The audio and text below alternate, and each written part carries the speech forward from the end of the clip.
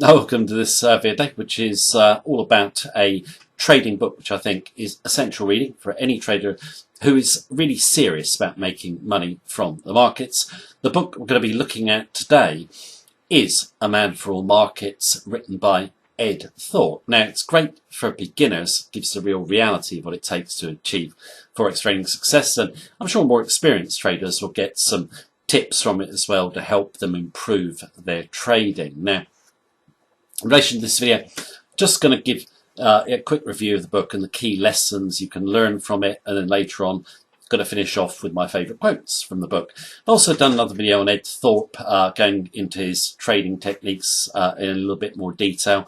That is in our playlist of Best Forex Traders, so if you want to watch that one as well, you can find it there. Now, in terms of Ed Thorpe, for those of you who don't know who he is, he's the original quant trader, the first trader ever to set up a quantitative hedge fund, i.e. an algorithmic-based hedge fund.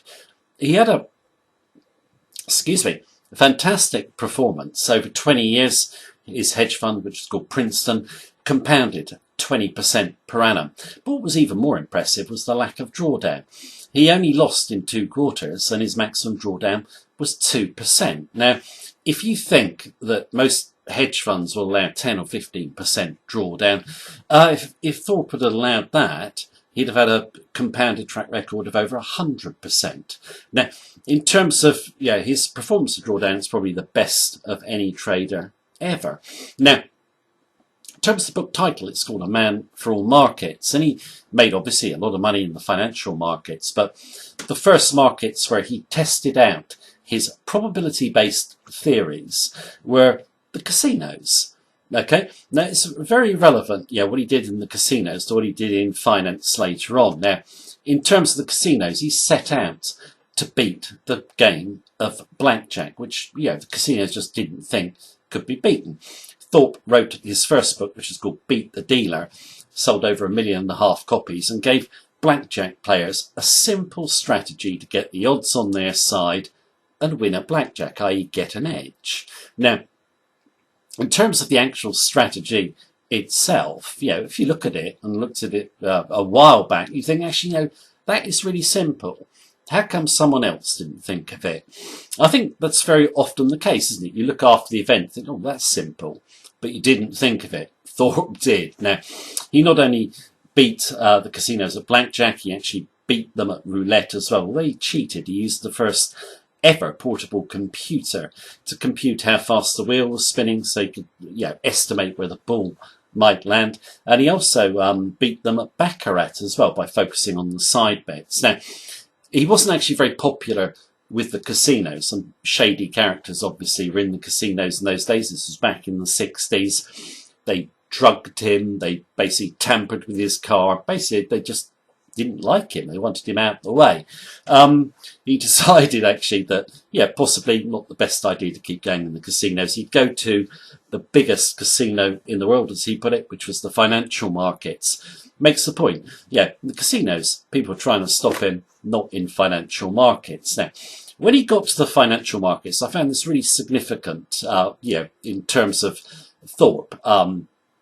He was saying that, I'm trying to do probability-based algorithms, okay? Because, financial markets are probability-based, just like casino games. And he was saying, I was just making it too complicated. It wasn't working. He then read a theory, which is one of my favourites, called Occam's razor, which basically teaches you to keep it simple. And he simplified his algorithms down. Then they started making money. And in terms of this, I think it's very important for any trader to keep in mind, You think of quant traders like Thorpe. He's a mathematical genius, but he doesn't do some long, complicated equation. It's got very few inputs, or his algorithms have very few inputs, so keep it simple. Now, in terms of Thorpe, he started trading in the mid-60s.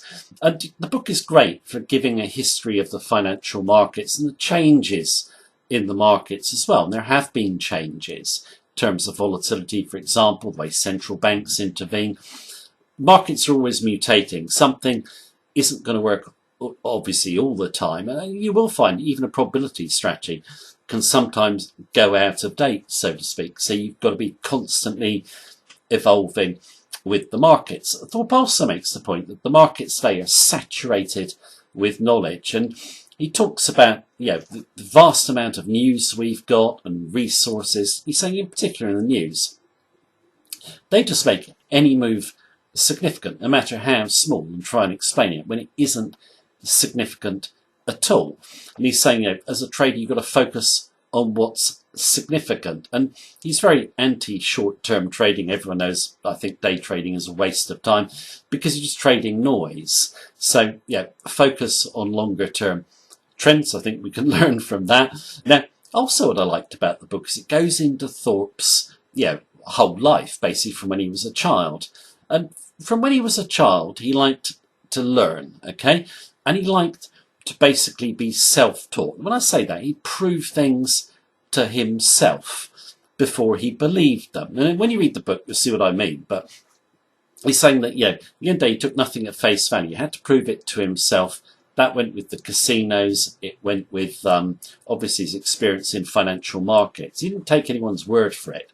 You think how many Forex traders just accept a strategy at face value that someone gives them, don't do their own testing.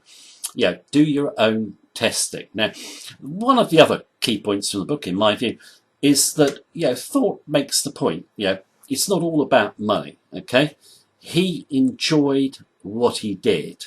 And he was saying, life is all about experiences. You've got to do what you enjoy. And, when he'd made enough money, after Princeton was shut down, he wasn't tempted to go and do another big hedge fund or pursue even more money. He had enough for what he did in the financial markets afterwards in terms of consulting, etc.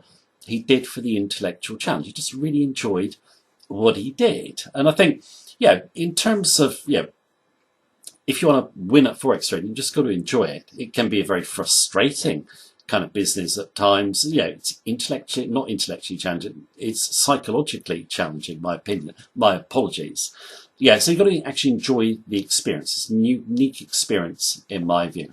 And I think, when you look around online today and you see, people with flash cars and yachts saying they made money out of Forex trading, they didn't actually. They're just appealing to the idea of easy money. There is no easy money in the Forex markets. You can be simple in your approach, and if you've got the right mindset, you can win, okay? Now, for me, the book itself, it's almost 400 pages long. My only criticism of it is the first 3 quarters is fantastic. The last quarter seems to have been dropped in as an afterthought. You don't really learn too much about Thorpe or anything significant in terms of his strategies. That's all in the first 3 quarters of the book. But as a book that is essential reading, I'd certainly put A Man for All Markets on my reading list. Right, that is the video. What I'm going to do now is play out with my favourite quotes from the book. A lot of wisdom in them, and I hope you enjoy them. Take care. Have a good day.